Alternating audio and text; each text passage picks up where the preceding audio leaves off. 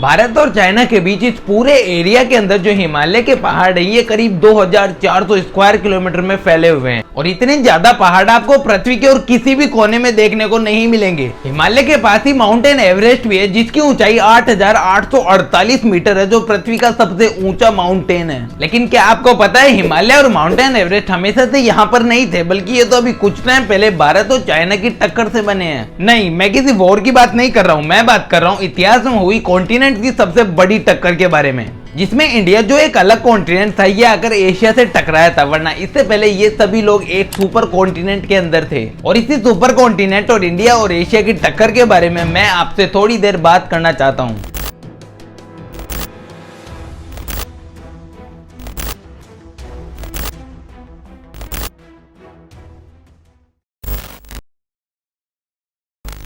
आज अर्थ पर 7 कॉन्टिनेंट हैं, Asia, Europe, Africa, north America, south America, Australia और अंटार्कटिका। लेकिन हमेशा से ये 7 नहीं थे, बल्कि कुछ टाइम पहले ये सभी लोग साथ मिलकर एक बड़ा सुपर कॉन्टिनेंट बनाते थे जिसका नाम था पेंजिया, जो पैलेजोइक एरा के अंत में और मीजोजोइक एरा के शुरुआती टाइम पीरियड में था।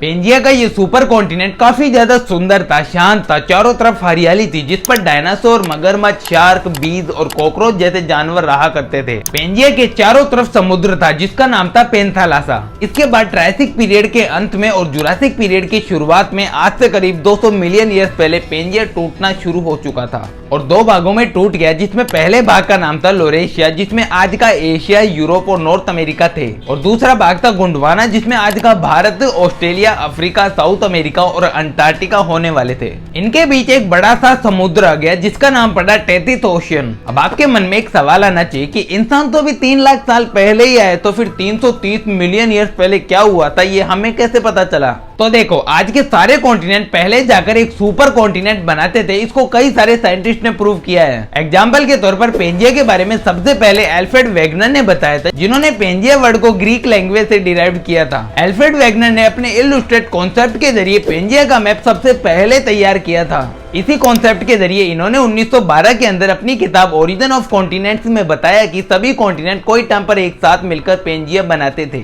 इसके अलावा एक और थ्योरी है जो बताती है कि कई जानवर ऐसे भी हैं जिनके फॉसिल्स इन सभी कॉन्टिनेंट पर पाए जाते हैं, जबकि ये कॉन्टिनेंट एक दूसरे से इतनी दूरी पर है कि जानवरों का दूसरे कॉन्टिनेंट पर जाना इम्पॉसिबल है। एग्जाम्पल के तौर पर थेरोप्सिडोलिट्रोसोरस के फॉसिल साउथ अमेरिका, भारत और अंटार्कटिका तीनों में पाए जाते हैं। इसी तरह मीठे पानी के रेप्टाइल्स मीजोसोरस के फॉसिल्स ब्राजील और वेस्ट अफ्रीका दोनों में पाए जाते हैं। मतलब कोई टाइम पर ये सभी कॉन्टिनेंट एक दूसरे से जुड़े हुए थे और पेंजिया बनाते थे, तभी आज के इन सभी जानवरों के फॉसिल सभी कॉन्टिनेंट पर पाए जाते हैं। चलो अब वापस चलते हैं पेंजिया के डिवाइडेशन पर। जब जुरासिक एरा के शुरुआत में पेंजिया 2 भागों में बट चुका था। अब लोरेशिया और गोंडवाना के और भी ज्यादा टुकड़े करने से पहले आपको ये समझना जरूरी है कि इन कॉन्टिनेंट्स के टुकड़े आखिर होते ही क्यों हैं। तो इसके पीछे वजह है सबडक्शन, जिसकी वजह से समुद्र के नीचे वाली प्लेटों में एक प्रोसेस होती है जिसकी वजह से आज पेंजिया इतने सारे कॉन्टिनेंट में डिवाइड हो चुका है।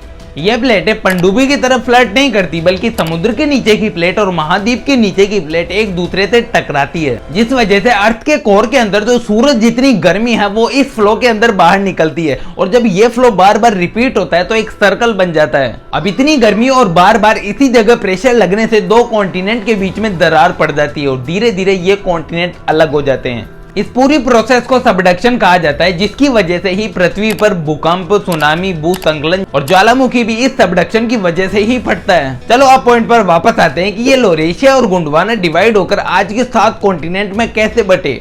लोरेशिया सबडक्शन की वजह से डिवाइड होकर 2 भागों में बट गया, पहला नॉर्थ अमेरिका और दूसरा यूरेशिया। अब इस टाइम पीरियड तक यूरोप और अफ्रीका अलग नहीं हुए थे, बल्कि एक साथ थे, जिसे यूरेशिया कहा जाता था। अब आता है दूसरा कॉन्टिनेंट गोंडवाना, जो अब डिवाइड होना शुरू हो चुका था। पेंजिया के डिवाइडेशन के बाद ये दूसरा सबसे बड़ा फेज था जो क्रेटेशियस एरा के अंदर हुआ था, जिसके अंदर गोंडवाना 5 कॉन्टिनेंट के अंदर डिवाइड हुआ था। South America, Africa, Bharat, Australia और अंटार्कटिका। टेथियन ट्रेंच में सबडक्शन के कारण अफ्रीका, भारत और ऑस्ट्रेलिया नॉर्थ के अंदर मूव करने लगे, जिस वजह से साउथ के अंदर हिंद महासागर बनने लगा। इसके बाद मेडागास्कर, जो आज अफ्रीका के पास एक कंट्री है, ये और भारत नॉर्थ की ओर मूव करने लगे। क्रेटेशियस एरा के अंत में भारत और मेडागास्कर एक दूसरे से अलग होने लगे और मेडागास्कर जाकर अफ्रीका के चिपक गया। अब बचा अकेला भारत, जो एक साल में 15 सेंटीमीटर की स्पीड से बहुत तेजी से नॉर्थ के अंदर यूरेशिया की ओर बढ़ने लगा। एक साल में सिर्फ 15 सेंटीमीटर। ये कहेगा तेज है, राइट? नहीं, लेकिन ये बहुत तेज है। सोच के देखो, कोई कॉन्टिनेंट है जो कितने मिलियन ऑफ ईयर तक ट्रेवल करके फिर जाकर किसी दूसरे कॉन्टिनेंट से टकराता है। एग्जाम्पल के तौर पर अफ्रीकन कॉन्टिनेंट जो सिर्फ 2.5 सेंटीमीटर पर ईयर की स्पीड से मूव करता था, उसके मुकाबले भारतीय कॉन्टिनेंट 15 सेंटीमीटर की स्पीड से ट्रेवल करता था। अब लग रहा है ना तेज?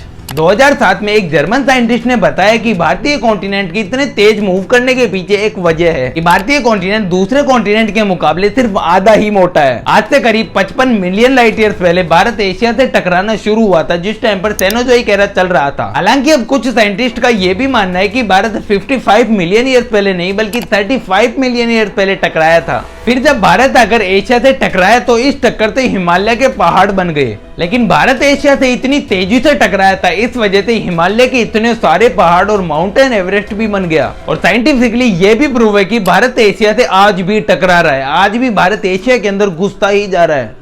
और आज भी भारत के एशिया के अंदर घुसने से हिमालय और माउंटेन एवरेस्ट की ऊंचाई धीरे धीरे लेकिन बढ़ रही है। वैसे जियोपॉलिटिकली इस भारत कॉन्टिनेंट के अंदर भारत, पाकिस्तान, भूटान, नेपाल, बांग्लादेश और मालदीव जैसे देश आते हैं, जिन पर आज वर्ल्ड की 25% पॉपुलेशन रहती है। अगर आपको अब ये वीडियो पसंद आई है तो आपको ये वीडियो भी जरूर पसंद आएगी, जिसमें हमने बताया है कि एरिया 51 के अंदर कैसे अमेरिका एलियंस को छिपाता है। इस वीडियो पर जाने से पहले चैनल को सब्सक्राइब कर देना। फिर मिलेंगे नेक्स्ट वीडियो में।